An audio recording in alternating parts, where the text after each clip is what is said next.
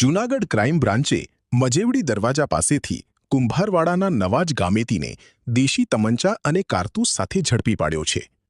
આરોપીએ આ હથિયાર તેના મોટાભાઈ હસને આપ્યું હોવાની કબૂલાત કરી છે। પોલીસે હથિયાર ધારા હેઠળ ગુનો નોંધી ફરાર આરોપી હસનની શોધખોળ શરૂ કરી છે।